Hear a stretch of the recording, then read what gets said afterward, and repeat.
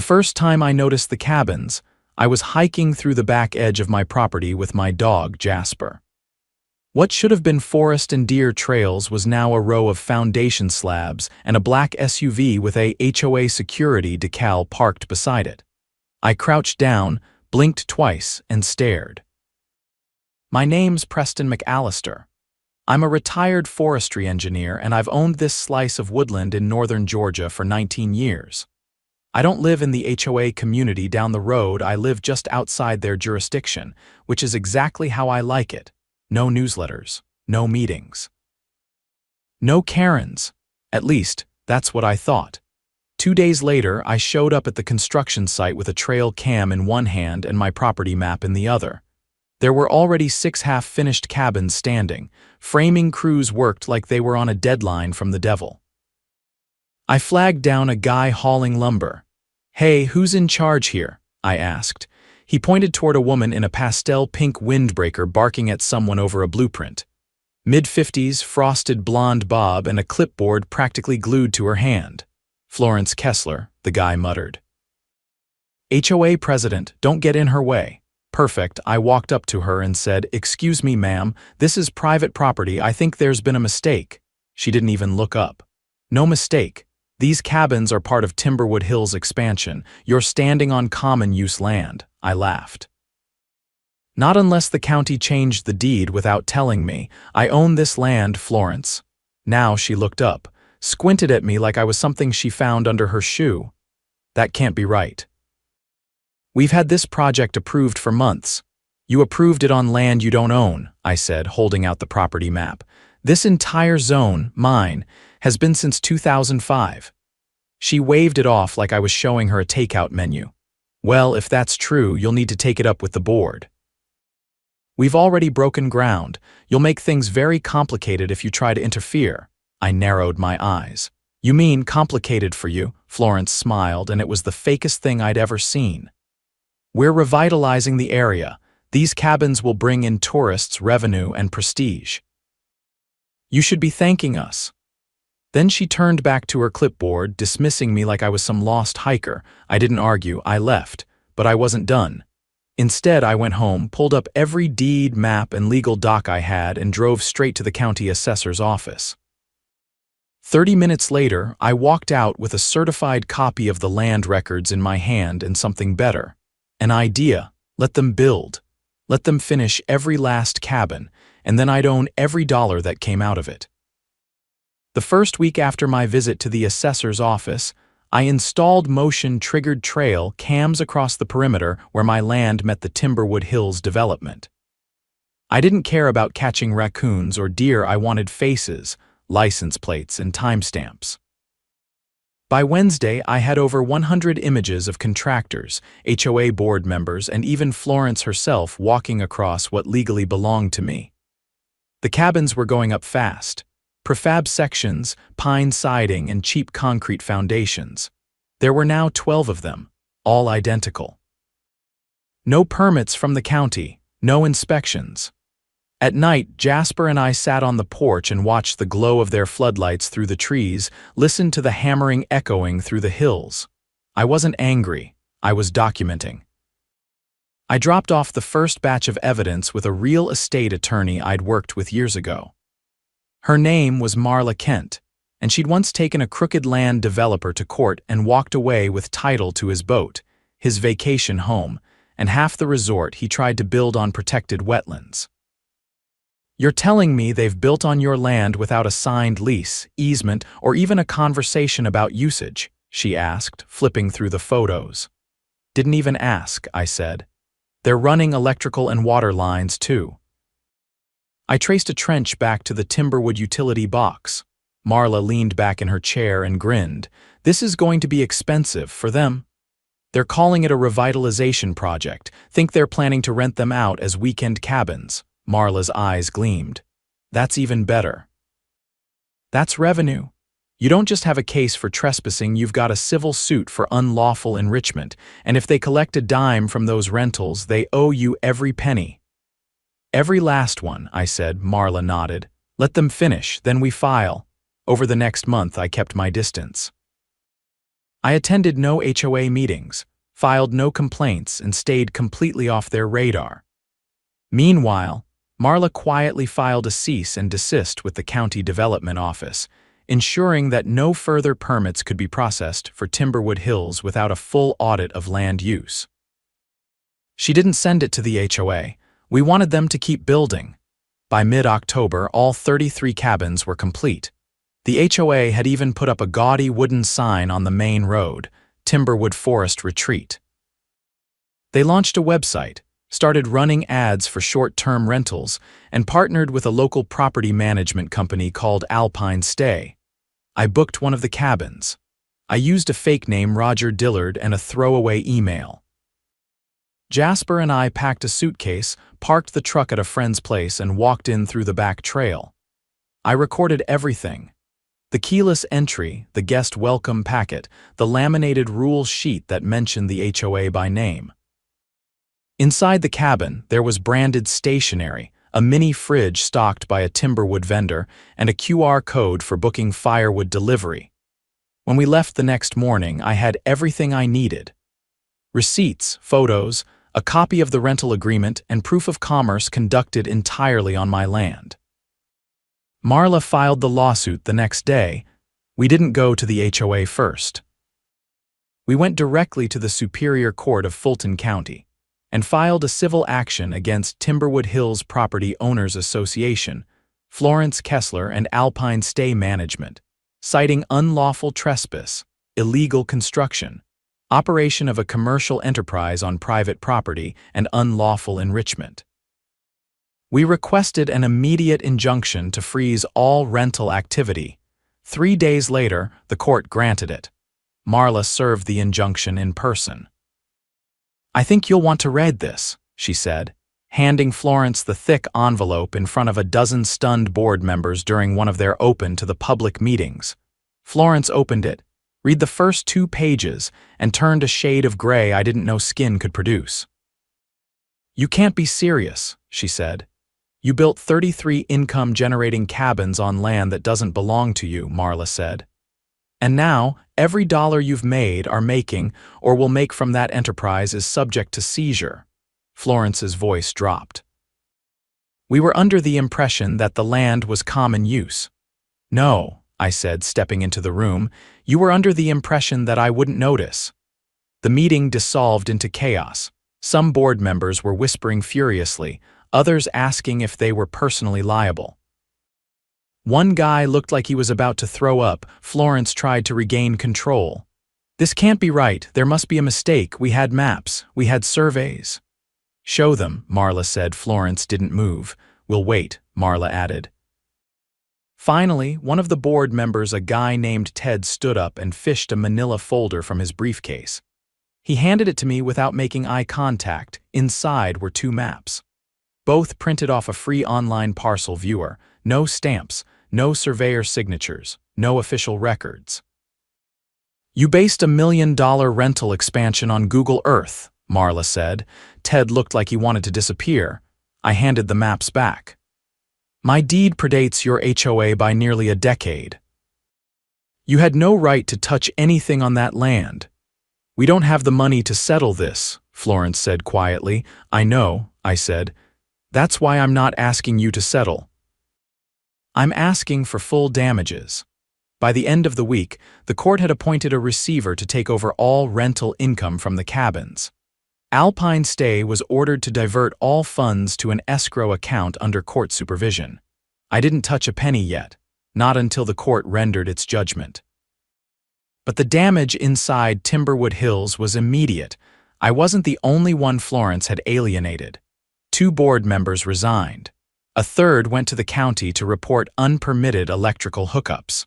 A fourth called a local reporter, and then came the police. Apparently, the trench dug through the utility easement had damaged a municipal water line. A contractor had used a borrowed permit number from another job. When the city inspectors dug into it, they found records altered by someone in the HOA's planning subcommittee. A criminal investigation was opened. 2 people were arrested. One of them was Florence's nephew. The county revoked Timberwood's right to operate short-term rentals pending the outcome of the investigation, which meant the cabins sat empty. No visitors, no income.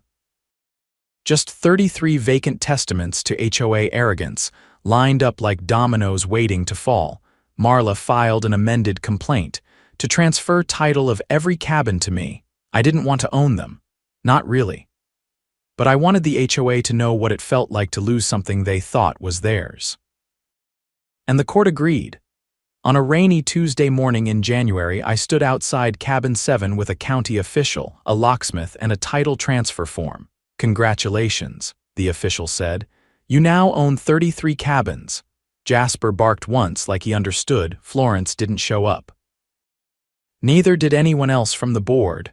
I changed the locks, updated the deed, and made a phone call to a local veterans housing nonprofit. By spring, every one of those cabins would house someone who needed a permanent place to live rent-free. On my land. Let the HOA choke on that. The first time I saw Florence Kessler after the court handed me the titles was at a zoning board hearing she hadn't planned on attending. I wasn't there to gloat. I was there because the Timberwood Hills Board had filed a desperate motion to reclassify the cabins as emergency housing to stall their removal from the HOA's books. They were trying to use the same cabins they'd illegally built to curry favor with the county and save face. I arrived early and took a seat in the back row. Florence walked in late, flanked by a man in a navy blazer who looked like he'd been pulled out of a golf course mid-swing. As soon as she spotted me, her jaw flexed. She sat in the front row without acknowledging anyone. When the board chair called the petition, Florence's attorney stood and delivered a speech laced with carefully chosen buzzwords: community integration, humanitarian need, and temporary setbacks. He called the cabins a visionary project that had simply suffered from administrative oversights. I waited until the board opened the floor for comment. "My name is Preston McAllister," I said, stepping up to the mic. "The land these cabins were built on belonged to me until I was forced to take legal action. The HOA never requested permission, never negotiated, and never followed county building codes. They fabricated property lines and misrepresented ownership to contractors and vendors. They're not visionaries, they are trespassers." The room fell silent. Then one of the board members, a woman with a tablet in her lap, tilted her head. "Mr. McAllister, are you saying the HOA knowingly built these structures on land that wasn't theirs?" "Yes, and I have the court documents to prove it." I handed over copies of the judgment, the injunction, and the final ruling transferring ownership. They've already lost the cabins. What they're trying to do now is rewrite the story. Florence stood abruptly. "This is vindictive. You've made your point. You got what you wanted." I turned to her. "What I wanted was for you to stay off my land. You ignored that." Repeatedly. The board voted unanimously to deny the reclassification. Outside, as I walked to my truck, the man in the navy blazer caught up to me. "You know, there's still a way to make this go away," he said. "Sell the cabins back to Timberwood. You'll get market value and we'll drop the appeal." "I'm not in the business of laundering other people's mistakes," I said. "Tell Florence this isn't something she can buy her way out of." He muttered something under his breath and walked off. 2 weeks later, a deputy rang my doorbell just after dawn. "Mr. McAllister," he said, "we need you to come down to the station. It's regarding your complaint about the Timberwood Hills HOA." I grabbed my coat and followed him without asking questions. At the station, I was shown into a small conference room where a detective named Rivas sat with a thick file and a serious expression. "We've been reviewing documentation from the civil case," he said. "Your lawyer gave us access to the escrow records and the parcel files. Something caught our attention." He flipped open the folder and slid a page toward me. "Is this your signature?" I looked. It was a permit application for utility trenching across the property line. My name was on it, but the signature was not mine. "No," I said immediately. "I never signed that," Rivas nodded. "That's what we thought. We ran the document through a forensic analysis. The signature was traced from a public record using a light box and a mechanical pencil. The same person submitted 4 other permits under your name. Who? I asked. A man named Clayton Renshaw. He was contracted by the HOA as a planning consultant. I didn't recognize the name, Rivas continued. We pulled his emails from a subpoena. He was working closely with Florence Kessler. There are messages where she instructs him to get the papers through by any means necessary and refers to your land as temporary leverage. Leverage? I repeated. Rivas nodded. They knew, they just didn't care. I sat back in my chair. What happens now? We're filing charges for forgery, falsifying public records, and conspiracy to commit fraud. Miss Kessler will be arrested this week. We'll need you to testify when it gets to court. I agreed without hesitation. Florence was arrested the following Thursday. It made the local news. A grainy photo of her being led out of the Timberwood Hills HOA office in handcuffs ran on the front page of the county paper beneath the headline, HOA President Charged in Land Fraud Scandal. The rest of the board dissolved within days. 1 resigned quietly. 2 others were forced out when homeowners held an emergency vote. The HOA was left without leadership, without funds, and without any properties to manage. The cabins were no longer theirs, and the scandal had tainted every aspect of their operation. Meanwhile, I followed through with the housing nonprofit. By spring, the cabins were renovated and furnished with the help of local donations. A team of volunteers helped install solar panels, donated by a tech startup in Atlanta that wanted to support veteran housing projects. Garden beds were built. A small community center replaced the HOA's old equipment shed. The first residents moved in by March. Each one had a story. A former paramedic who'd lost his home in a fire. A retired Marine who'd been couch surfing for 2 years. A woman who'd served in the Coast Guard and had been living out of her car. I didn't ask for rent. I asked for nothing, but word about the transformation spread fast. Local news came out again, this time with cameras and microphones.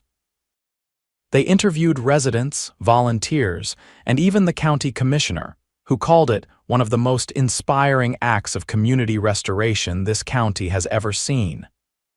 I didn't give interviews. I just stood in the shade with Jasper, watching kids ride bikes between cedar cabins that had once been built as luxury getaways for tourists. Now they were homes, filled with laughter, music, and second chances. The civil suit ended with a final ruling in my favor. The court awarded damages, but most of the HOA's accounts had been drained, covering legal fees and fines from the zoning violations. I didn't bother collecting what was left. The final blow came from the State Housing Board. After reviewing the evidence from the criminal investigation, they voted to decertify Timberwood Hills as a registered HOA. Without that certification, they lost their authority to enforce bylaws or collect dues. The association, for all legal purposes, ceased to exist. Residents who had lived in fear of arbitrary fines and surveillance were suddenly free. They held a block party in May. I was invited. I brought cornbread and a cooler of sweet tea. People I'd never met shook my hand, thanked me for what I'd done. I didn't tell them that none of it had been planned, that it had all started with a walk through the woods and the sight of concrete where there should have been pine needles. All I said was, I just wanted to protect what was mine. And somehow, along the way, I'd helped give something back to them too. By late spring, the cabins had been transformed into a functional neighborhood. The nonprofit had named the project Pine Haven Commons, and the residents had taken to planting flowers along the walkways and hanging wind chimes from porch beams. The air smelled like lilac and fresh soil, and for the first time in months, I stopped expecting drama every time my phone buzzed. That didn't last. One morning around 6, I was feeding Jasper when I noticed a drone hovering just above the tree line near my back fence. It wasn't some kid's toy either. This was a commercial quadcopter, the kind used for aerial surveys or real estate photography. It hovered in place for a few minutes, then zipped off toward the road like it had finished its job. I didn't like it. I called Marla and told her what I saw. She didn't hesitate. "That's not good," she said. "Someone's either building a case or planning something they don't want seen from the ground." 2 days later, a noise complaint was filed against Pine Haven, then another, and another, always anonymous, always vague, disturbance late at night, suspicious foot traffic, possible squatters. The sheriff's office sent a deputy on each occasion, and each time he left shaking his head, apologizing for the waste of time, but the complaints kept coming. Then came a letter. It was from a firm called Belridge Property Consultants. Apparently, they'd recently acquired interest in the Timberwood Hills area, and they were requesting clarification regarding zoning compliance and nonconforming land use. The letter was careful legalese wrapped in politeness, but the message was clear. Someone was preparing to challenge Pine Haven's legitimacy. I brought the letter to Marla. She narrowed her eyes, flipped the envelope over, and read the return address again. "Belridge works exclusively with asset recovery firms," she said. "They don't send letters unless someone's paying them to find a loophole." "Florence?" I asked. Marla shook her head. "She's out on bond and has a gag order, but someone else could be pulling strings, someone with money and an axe to grind." I didn't have to wait long for confirmation. A week later, I got a call from Detective Rivas. "We reopened part of the investigation," he said. Turns out Florence wasn't working alone. Financial records we subpoenaed show that she was getting monthly deposits from a shell company based in Delaware. That shell company is owned by a man named Everett Cole. The name didn't ring a bell. He used to be a developer, Rivas continued. Got burned on a failed hotel project near Lake Allatoona. Guess who blocked that permit, County Forestry Review, which you used to manage? I rubbed my temple. "You're telling me this guy's been nursing a grudge against me for years?" "Looks like it," Rivas said. "And now he's trying to buy up distressed HOA communities, scrub their reputations, and flip them into resort investments. Timberwood was supposed to be his comeback." "And I ruined that," I said. "No," Rivas corrected. "You exposed it. Now we're looking into fraud charges against Cole too. He funded the illegal expansion, laundered money through construction contracts, and tried to bury the paper trail under fake consulting firms." I stared out at the tree line at the cabins nestled between green hills. "So what do I do?" "Stay the course," Rivas said. "We're building a case." But Cole wasn't waiting for court. He went to the county zoning commission and filed a motion to challenge the reclassification of the land Pine Haven now sat on. His argument: that the rezoning was rushed, improperly reviewed, and done without proper public notice. It was thin, but not impossible. Marla and I went to the hearing. Cole showed up in a tailored charcoal suit with a bright red tie and a legal team that looked like they were billing by the second. He was calm, polished, and absolutely full of it. "I have nothing against Mr. McAllister," he said, hands clasped like a preacher. "But this community deserves transparency. We're simply asking for a thorough review to ensure zoning laws were followed." I stepped up next. "I've got no issue with a review," I said to the board. "But let's be clear, this man funded illegal construction, laundered money through a fraudulent HOA, and is now trying to reclaim property he lost fair and square. This isn't about zoning, it's about revenge." One of the commissioners raised an eyebrow. "Do you have evidence of these claims?" Marla stood. "We do, and more is coming." She handed over a sealed affidavit from Detective Rivas and a copy of the financial disclosures tied to the shell company. The board took one look and recessed for deliberation. They came back 20 minutes later and denied Cole's motion. He didn't speak, just gathered his files and walked out with his lawyers trailing behind. That night, someone slashed the tires on my truck. I didn't report it. I just replaced them, installed a new set of motion-activated lights, and added 2 more trail cams, this time facing the road. The next move came from the IRS. They issued a temporary freeze on Cole's business accounts pending a federal audit. The fraud wasn't just local. He'd been running similar scams in 3 counties and funneling profits through a nonprofit shell in Nevada. That opened the floodgates. Contractors came forward. Former employees. Even a Timberwood board member who'd skipped town during the original scandal. They all confirmed the same thing. Cole had bankrolled the cabins, faked permits, and used Florence as his proxy. The federal charges came swiftly: wire fraud, tax evasion, conspiracy, racketeering. Cole was arrested at a private airfield trying to board a charter flight to the Keys. The U.S. Attorney's Office held a press conference. They called it one of the most egregious abuses of community governance in recent state history. Florence's plea deal included full cooperation. She was sentenced to 18 months in a minimum security facility and barred from holding any public or private administrative position for life. The final chapter came quietly.